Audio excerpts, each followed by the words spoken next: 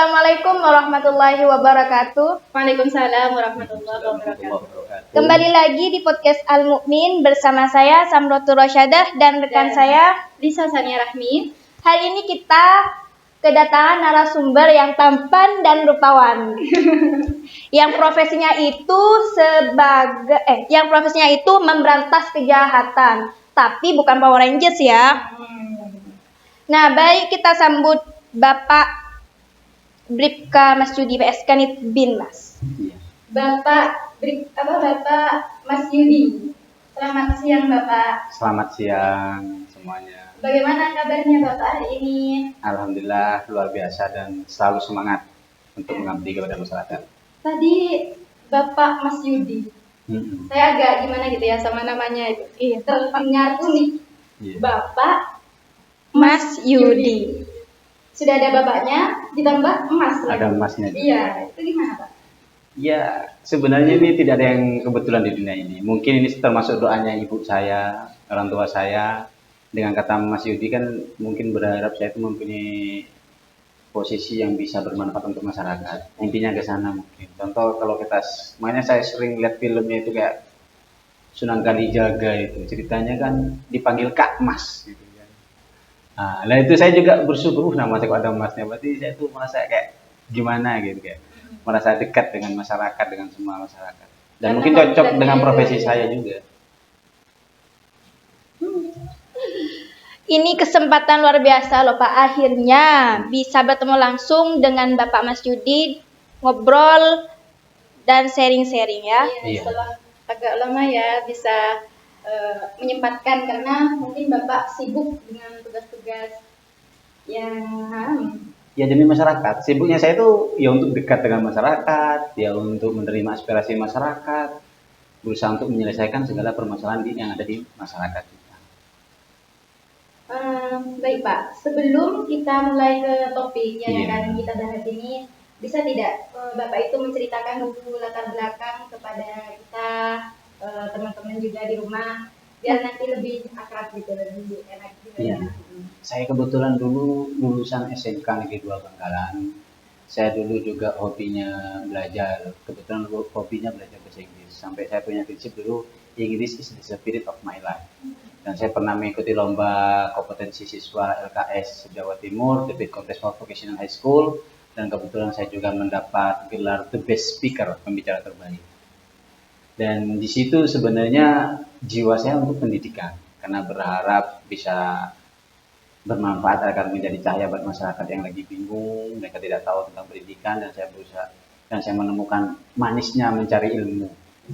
Karena sebenarnya orang yang belajar ilmu itu susah karena mereka tidak mengerti apa definisi ilmu. Sementara saya menganggap ilmu itu sesuatu yang bikin kita senang, bikin kita punya semangat, dan ilmu itu sesuatu yang bikin hidup kita semakin mudah dan tidak ribet dan tidak ruwet dengan ilmu. Cuman setelah itu saya lulus, saya masih bingung. Ini saya mau kemana? Nah, akhirnya saya nyoba, ada plang tulisan di situ, pendaftaran Bintara Polri gratis. Ya, sebagai masyarakat mesti berpikir, mana ada daftar polisi gratis ya kan? Iya. Saya nggak mau dengar masyarakat. Mungkin karena wataknya saya kena fight mulai kecil. Saya pengen buktikan sendiri, benar nggak sih? Nyoba dari awal, tes dari awal sampai akhir, alhamdulillah saya lulus. Secara gratis itu. Gratis dan transparan penilaiannya. Setiap habis ada tes langsung ditulis. Oh, hasil tesnya segini. Bahkan saya sempat menolak menjadi asisten dosen dulu. Karena diajak ngajar salah satu universitas untuk menjadi asisten dosen, mendampingi guru kursus saya, karena saya dulu kursusnya sudah sampai Advance 2. Tapi saya lebih memilih berusaha untuk mengabdi dengan masyarakat. Iya. Untuk profesi Bapak ini sebagai polisi ya, kebetulan ini ada yang mau saya tanyakan. Nah, berhubungan dengan masalah ya kenakalan remaja yang marak sekali terjadi di negara kita ini, terutama itu judol. Di kalangan Gen Z itu terutama. Ya, sebenarnya saya lihat Gen Z sekarang ini kan selingannya logonya mereka kan satu, mager. Iya. Nah, itu paling mereka nganggap mager itu sesuatu yang buat mereka tren. Dan saat ini saya kan mager, dan mereka cuma pingin dapat duit, pingin kaya tapi bermodalkan mager.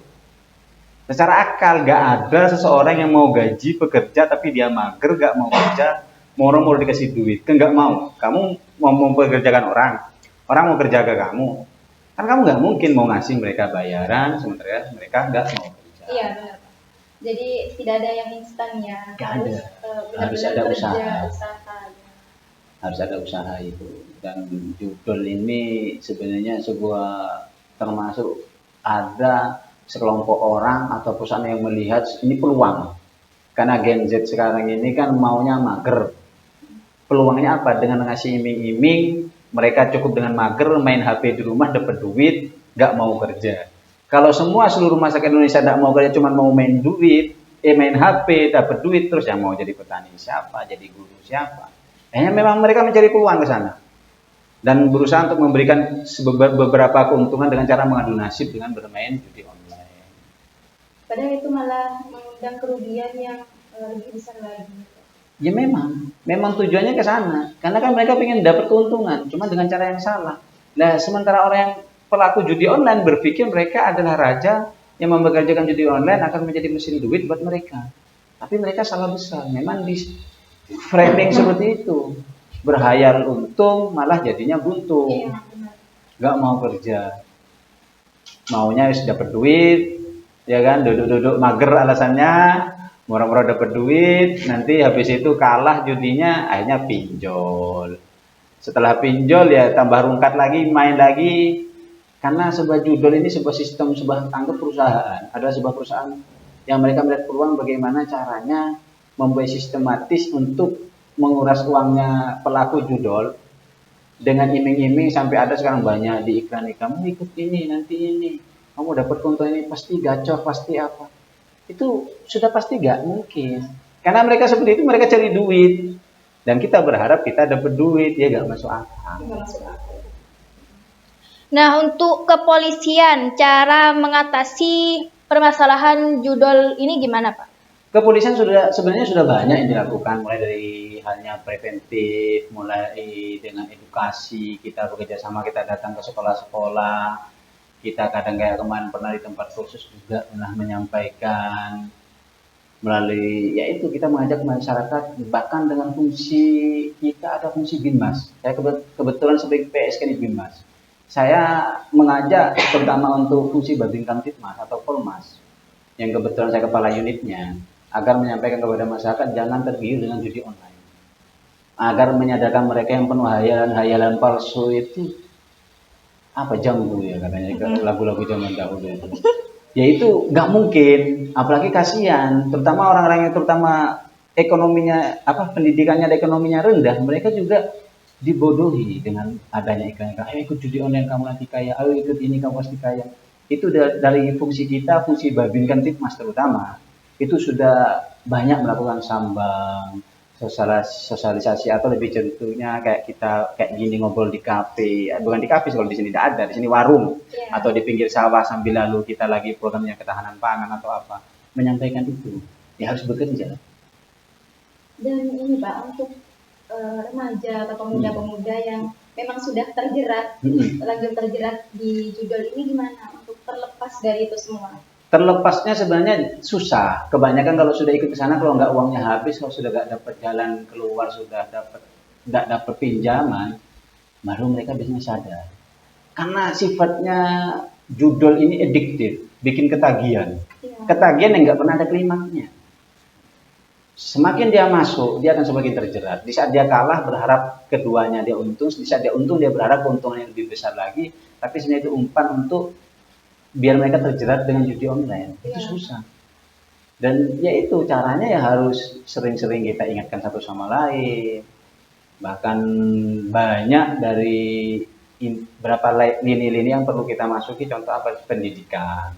Kalau bisa mulai dari kecil, mulai dari sekolah dasar, SD atau apa, kita masuki ke sana. Terutama sekolah-sekolah, guru-guru juga mau madrasah, dini atau apa harus menyampaikan bahaya. Dilarang juga oleh agama dan juga hukum. Bahkan negara kita sudah jelas mengatur di pasal 303, bisnya ayat 1 itu KUHP 4 tahun, ancaman hukumannya 10 juta, maksimal tahun 45 ayat 3 Undang-Undang ITE itu nomor 1 tahun 2024 itu Itu ancaman hukumnya 10 tahun bahkan denda 10 miliar. Makanya nggak main-main. Kerugiannya banyak besar sekali ya. Banyak. Bukan hanya dari finansial juga. Iya, bahkan saya pernah dengar itu dari salah satu mana itu kota sampai 3,2 triliun perputarannya untuk judol. Dan pinjolnya juga gede. Ya karena salahnya mindset itu anak-anak sekarang dengan mager pengen kaya, ya nggak masuk akal. Makanya terutama untuk siapa ini adik-adik apa mbak-mbaknya dipanggil adik aja karena masih imut-imut kayak Ade. iya masih manis-manis juga ya. Itu dalam pergaulannya kalian ya jangan pernah capek ngajak teman-temannya ngingetin agar tidak terjerumus dengan judi online karena saya yakin para cewek-cewek ini nggak mau punya pasangan yang Ya, hobinya main judul tentu ya. ya, terutama untuk kaum adam ini buat cowok-cowok Anti ya. Ini ini cewek-ceweknya bilang nggak mau kan punya pacar judul Gak main mau. judul. Nah, Nggak ini mau sudah jelas banget. ditolak. Makanya kalau ingin dapetin mbak-mbaknya yang adik-adik yang cantik ini, Hindari Judol. baru bisa daftar. Untuk Bapak sendiri pernah nggak menangani kasus judol? Menangani kasus judul secara langsung di kepolisian ada fungsi reskrim juga ada. Kalau kita dikedepankan fungsi Bimas itu memberikan yaitu tadi kita sharing-sharing edukasi melalui pendekatan terhadap masyarakat. Nanti ya kalau judulnya ya nanti penegakan hukumnya ada di Polsek atau di Polres ada di reskrimnya nanti ada di penyidiknya. Kalau kita lebih utama ke pendekatan pencegahan preventif agar jangan sampai masyarakat kecanduan judi online atau menjadi korban judol. Dan mengatakan bahwasanya ancaman hukuman juga nggak main-main. Biar mereka juga punya berpikir rasa takut dan sadar. Nggak mungkin intinya gini, kalau kamu pingin kaya orang lain juga pingin kaya. Kamu pingin enak orang lain pingin enak. Jadi jangan berharap dengan main judi kamu yang dapat untung terus orang lain juga kamu mau bikin dia itu rugi, bandarnya dibikin rugi kan nggak mau. Ya hidup itu sebenarnya realistis saja. Gak ada yang moro-moro kamu pingin kaya orang pingin miskin karena apa sudah jelas. Di Al-Quran sama ya'mal mithqala dzarratin khairan yara wa ya'mal mithqala dzarratin syarran yara. Siapa yang menanam satu yang kebaikan Allah itu pasti kasih balasan walaupun sedikit badan kayak apapun. Jadi kalau ingin sesuatu yang baik ya harus tanam dengan yang baik. Begitupun sebaliknya. Sebaliknya. Jadi stop berpikir kalian bisa kaya, bisa eksis dengan judul. Gak ada. Yang ada satu kebangkrutan menunggu kalian, sel juga menunggu kalian, masa depan kalian hancur, pasangan kalian yang imut-imut yang cantik-cantik pun juga bisa ninggalin kalian. Dan sudah banyak fenomena terjadi seperti itu. Nah itu tadi ya Kak pembahasan kita tentang fenomena judol. Jadi sekali lagi hindari judi online itu karena sangat berbahaya dan kerugiannya itu sangat besar ya. Bisa dari mental juga bisa, hubungan sosial juga bisa rusak karena judol ini, akibat judol ini. Jadi hindari dan Judol. semoga Kita semua selamat dari judul Iya. dan tidak kena rayuan judul. ya Terima kasih untuk Bapak sudah meluangkan waktu dan sharing-sharing kepada teman-teman di podcast Al-Mukmin ini. Semoga bermanfaat. Mungkin ada pesan atau kesan untuk Ya pesannya saya untuk seluruh masyarakat di Indonesia, stop berhayal, berkehidupan dengan sesuatu yang nyata, jangan bercita-cita terlalu tinggi, lakukan yang terbaik, maka akan mendapatkan yang terbaik di baliknya. Kalau kalian pengen hidupnya baik, berikan yang terbaik, maka kalian akan mendapatkan yang terbaik. Oh iya, jangan lupa untuk teman-teman di rumah like dan subscribe, share yang banyak sebanyak-banyaknya. Agar menjadi amal yang baik Iya. dan sesuai dengan bahasa Rasulullah, balighu anni walau ayat, sampaikan walaupun satu ayat agar menjadi ilmu yang bermanfaat buat yang lain. Oke, terima kasih. Sampai jumpa di podcast Al-Mukmin selanjutnya. Bye-bye. Bye bye.